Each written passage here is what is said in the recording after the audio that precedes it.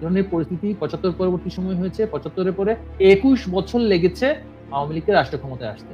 এখনো কিন্তু ২১ মাসও হয়নি আওয়ামী লীগ নেতাকর্মীরা মাঠে নেমে গিয়েছে নিষেধাজ্ঞা সত্ত্বেও। আওয়ামী লীগের নেতাকর্মীরা এখনো আমাদের কেন্দ্রীয় নেতৃবৃন্দের নির্দেশনা এবং বঙ্গবন্ধু কন্যার নির্দেশে এখনো কিন্তু আমরা যেটাকে আমি বলবো যে সর্বোচ্চ সহনশীলতা দেখিয়ে যাচ্ছি। আওয়ামী লীগের পক্ষে কিন্তু সম্ভব হয়েছিল ৯ মাসে বাংলাদেশ স্বাধীন করা। আজকে ৯ মাস কিন্তু অতিক্রম হয়েছে। আওয়ামী লীগ সর্বশেষ বাংলাদেশে এই ধরনের পরিস্থিতি ৭৫ পরবর্তী সময় হয়েছে, ৭৫-এর পরে ২১ বছর লেগেছে আওয়ামী লীগকে রাষ্ট্র ক্ষমতায় আসতে।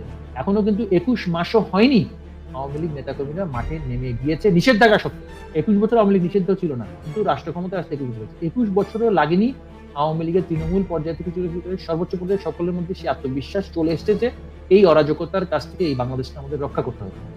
আমাদের সকলের প্রতি একটি আহ্বান থাকবে যে আমাদের আত্মবিশ্বাস হারালে চলবে না, আমাদের আস্থা রাখতে হবে।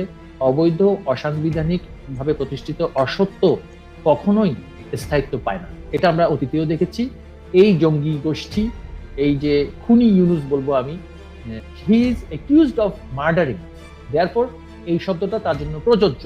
সংখ্যালঘু থেকে শুরু করে আওয়ামী লীগের নেতাকর্মীদেরকে হত্যা করা এবং সাধারণ শিক্ষার্থীদের আজকে যে লাশের উপরে ক্ষমতায় এসে বসে আছে, তাই আমি বলবো এই খুনি ইউনুস সরকারের পতন অবশ্যম্ভাবী, আমাদেরকে শুধু ধৈর্য ধরতে হবে। সুতরাং আমি আপনার এই অনুষ্ঠানের মাধ্যমে দেশবাসী, নির্বাচনী এলাকা এবং সর্বত্র বলতে চাই, আমরা এদের বিরুদ্ধে সর্বাত্মকভাবে সঠিক সময়ে আমরা অবশ্যই আন্দোলনে নামবো এবং এদের পতন আমরা করবই। তবে আমরা দেশে গৃহযুদ্ধ চাই না, আমরা দেশে চাই একটি ঐক্যমত্য প্রতিষ্ঠিত হোক, আমরা দেশে চাই শান্তি এবং স্থিতিশীলতা। এই প্রশ্নে আওয়ামী লীগ কখনোই আপোস করবে না। তাই গৃহযুদ্ধপূর্ণ পরিস্থিতি সৃষ্টি করা আওয়ামী লীগের কাজ না, আওয়ামী লীগ সেটা করবেও না।